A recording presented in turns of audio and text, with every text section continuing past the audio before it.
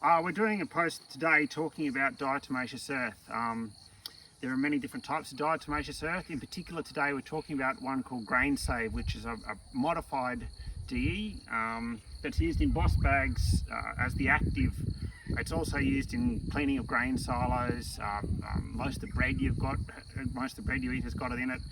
They use it for weevil management, and in other countries it's registered for all sorts of uses. In Australia it is a registered online insecticide at a 10 micron size. So we'll first deal with the size of the particles. 10 to 20 microns is what we're talking about. To give you some idea, if I was blown up as I'm a buffalo fly and made into my size, the relative size of the particles we're dealing with are about that.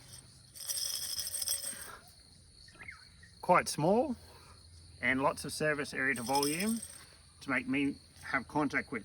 Now that's important because the way this stuff works is it's a physical contact insecticide. So an insect is an exoskeleton full of mush. If that exoskeleton can be damaged in any way, the mush will bleed out and leads to dehydration and death. So we're trying to make contact with those insects. So the smaller the particle size, the better, and that's why that particular 20 micron product has been proven and carries a label to say it is an insecticide grade. There are many other grades of DE. Most of them are cheaper, but getting back to our relative size is the same number of particles of a 100 to 200 micron product.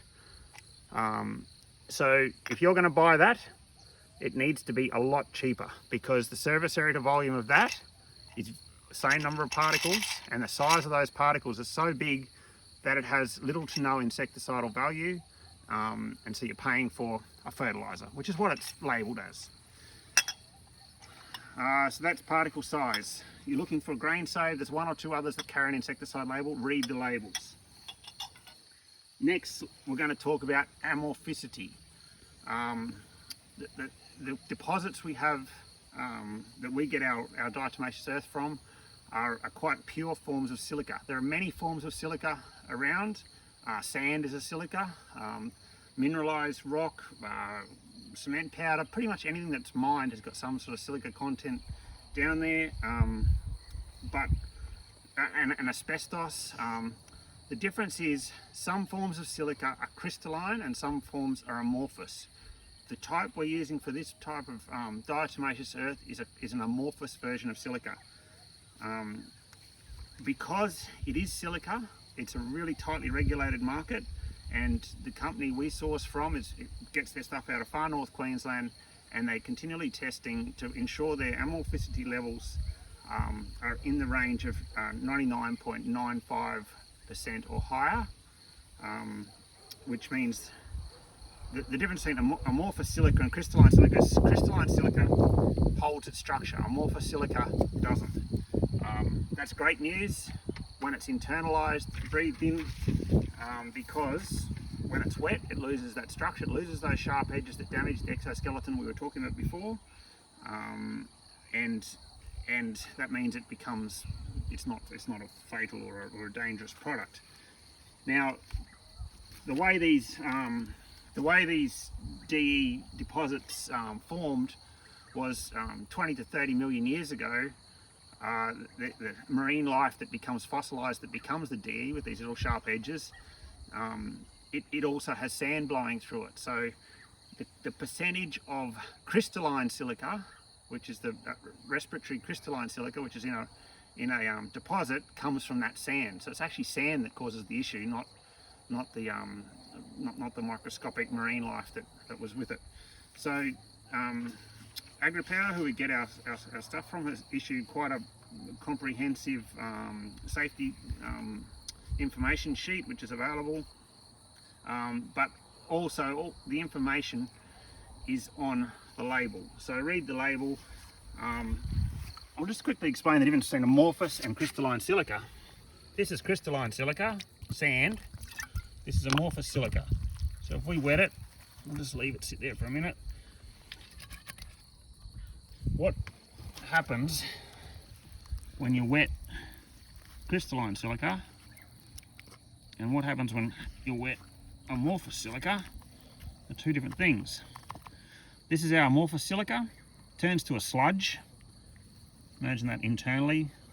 Loses any sort of structure. This one here is a crystalline silica, and as you know from sand, it maintains its structure. It doesn't become a sludge at all.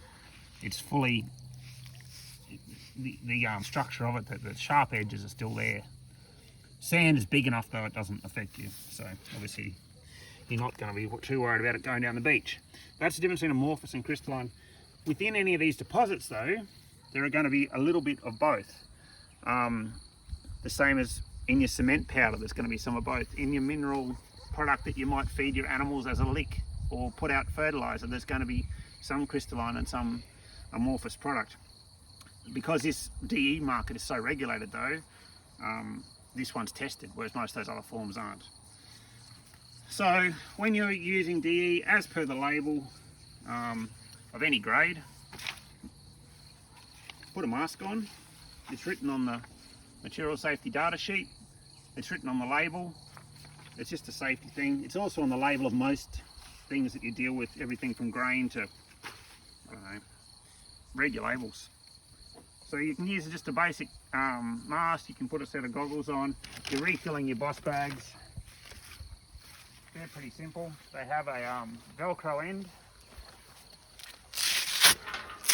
You can scoop it in, or you can use the smaller size bags to do a refill. You tip it in. These bags take about 4 to 5 kilograms. Don't overfill your Bos Bags. Your Velcro comes open, it's a problem. So 4 to 5 kilos is enough in them. That means a 15 kilo bag of Grainsave will fill up 3 bags for you, or give you 3 refills. That will last about 50 or 60 head, about a month. That means a 15 kilo bag will give you 3 months. Right, I'll take my mask back off. Now, I just want to, let's bring this into context a little bit. What we're trying to do is get poisons out of the food chain. What are the alternatives to using Bos Bags? Have you ever read the material safety data sheet on Diazinon? Diazinon's just been banned by the APVMA, and by September this year, everyone has to have it off their shelves and out of their storage sheds. Have you ever read the material safety data sheet on Sapona? It's pretty much toxic in every possible way, and you shouldn't really be handling it with anything apart from full protective gear on. Some of the highlights are everything from causing vomiting to behavioural changes. It's really, I mean, the alternatives to using this DE, which is a natural, organic, allowable input crushed rock product, are pretty awful chemicals. So keeping it all in context, putting on a dust mask, following the labels, it's all pretty basic stuff. When it comes down to it, you're comparing an amorphous product with a crystalline product, and the level of scrutiny that this industry is under for safety because of building products and whatever that have all been made with silica products that haven't been tested properly, make it so it's probably one of the safer ag chemicals, or ag products to use. Anyway, there's a bit of context on size, amorphicity, and safety labels of diatomaceous earth versus other products. Enjoy your Bos Bags and enjoy getting chemicals out of the food chain.